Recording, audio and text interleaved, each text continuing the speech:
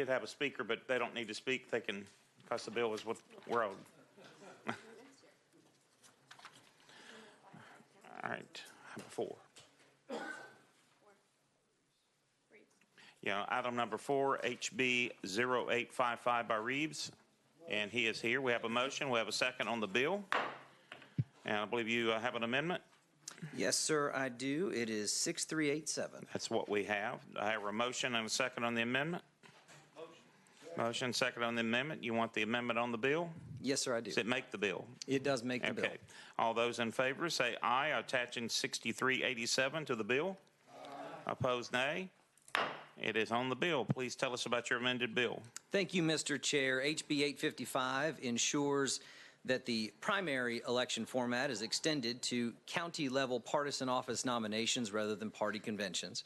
While statewide and U.S. congressional offices were already required to use primaries, this bill extends that same standard of voter participation and transparency to key local offices. And it is important to note that certain counties are grandfathered in to continue their use of a party convention if they desire to do so. This bill ensures voter access in local partisan elections. It strengthens election integrity and transparency. It protects key voter groups and their ability to participate, and it balances local flexibility with some clear standards. And with that, I am open to questions. Let me ask you a question. You said the grandfather in, I believe. Is it still, what, is it the last 2 elections, or what? How far does the grandfathering go back? Yes, sir. It goes back to 22 and 24. If a county used a party convention in either one of those, they would be allowed to do so in the future. If they decide at some point to not use that, then it would go to a primary. All right. There are questions on the bill and what they're trying to do. Let's see, the only thing, of course, I've told you I've traditionally not supported, excuse me, before I say Chair, Mr. Powell, go ahead. You go ahead and finish that thought. I was going to say I traditionally hadn't supported this because I wanted the party to be able to choose, and I think we were interfering in the party process, but not everyone thinks the same way I do on all things, which is somewhat of a surprise to me sometimes. But also the I think this has probably been fostered by a few counties having some organizational issues, and I just kind of don't like changing state law to solve a local issue.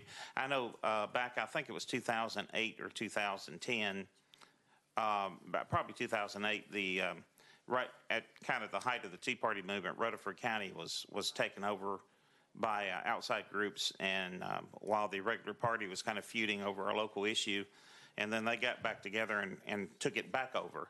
And they actually, for the first time, they actually had a caucus because we had never nominated. We weren't as Republicans, still aren't as Williamson County, but we nominated a full slate, and everybody won that year. And I remember they came to me and wanted me to run for Esther Deeds, and I said I couldn't beat the Democrat that year, and I didn't run. If I'd put my name on it, I would have been elected. But the only thing that really concerned me when we talk, there's 2 things.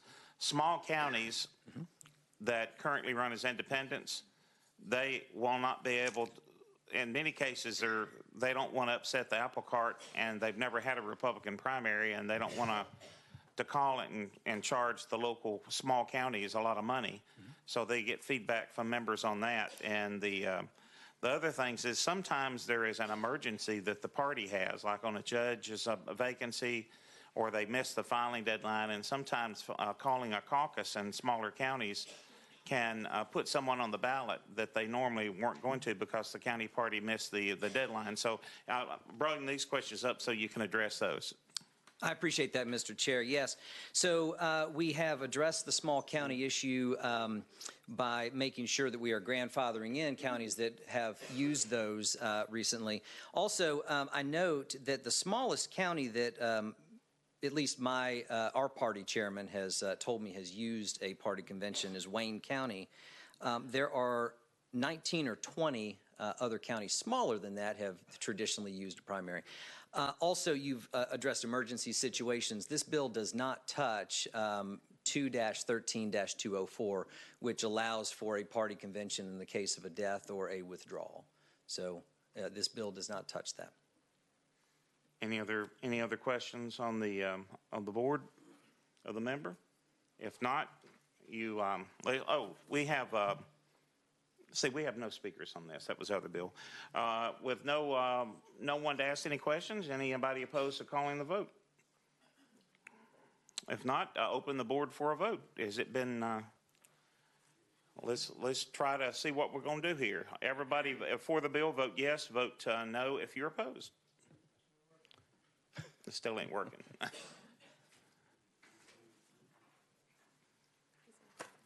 All right, just call a roll, Mr. Clerk. All righty.